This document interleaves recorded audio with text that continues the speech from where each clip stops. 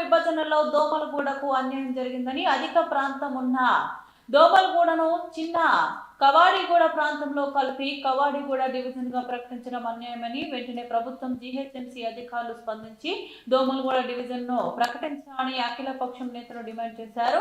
Domalguda division కు ప్రత్యేకంగా ప్రకటించి దోమలగూడ ప్రజలకు న్యాయం చేయాలని డిమాండ్ చేస్తూ దోమలగూడ అఖిల పక్షం ఆధ్వర్యంలో వివిధ పార్టీ నేతలు దోమలగూడ జేపీ అపార్ట్మెంట్ వద్ద నిరసన దీక్ష చేపట్టారు. దోమలగూడ డివిజన్ సాధించుకునే అంతవరకు అఖిల పక్ష నేతలు ఐక్యంగా పోరాటం చేయాలని పిలుపునిచ్చారు.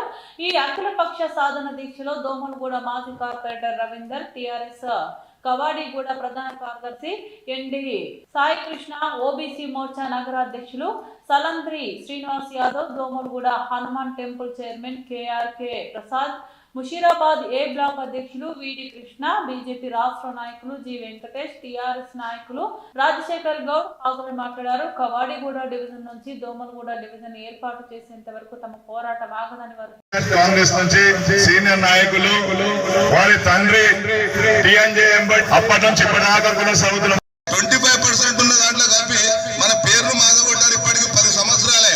ఇక్కడ ఈ యొక్క నాయకులు అనేది ఈ యొక్క దొమ్మలగూడ పేరు లేనందుకు చాలా మంది ఇంట్రెస్ట్ కూడా కోల్పోతున్నారు. చూసి చాలా కష్టపడే వాళ్ళు కూడా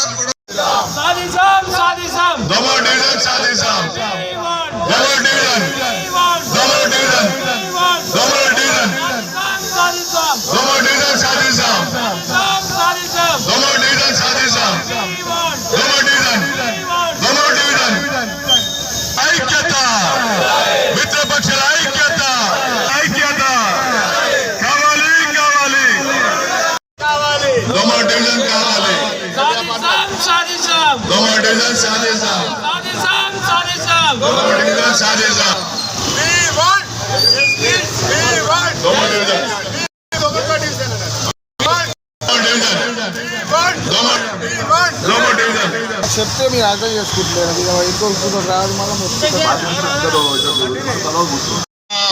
డివిజన్ కు ఎంతో చరిత్ర ఉన్నది. పాపులేషన్ తీసుకుపోయే ఒక అన్యాయమే. అందుకనే కవాడిగూడ డివిజన్ సపరేట్ గా, దోమలగూడ డివిజన్ సపరేట్ గా నిరసన చేస్తున్నాము. ఇక్కడ దోమలగూడలో ఎన్నో పాత గవర్నమెంట్ మార్కెట్ కానీ, ఫిజికల్ గ్రౌండ్, ఎన్టీఆర్ స్టేడియం, ఇంకా ఎన్నో పాత భవనాలు దోమలగూడలో చాలా ముఖ్యమైన భవనాలు ఉన్నాయి. అన్యాయం. ఇప్పటికైనా గవర్నమెంట్ కొంచెం దోమలగూడ డివిజన్ ఇక్కడ ఉండే 1952 నుంచి నరసింహాచారి గారు అప్పుడు కార్పొరేటర్ల ఎన్నిక ఎక్కడో దోమలగూడకు ఎంతో సేవ చేశారు. 2016లో కొన్ని అనివార్య కార్యక్రమాలు అన్ని పార్టీల పరంగా అందరం డిమాండ్ చేస్తున్నాము. నాకు ఈ అవకాశం ఇచ్చినందుకు ధన్యవాదాలు.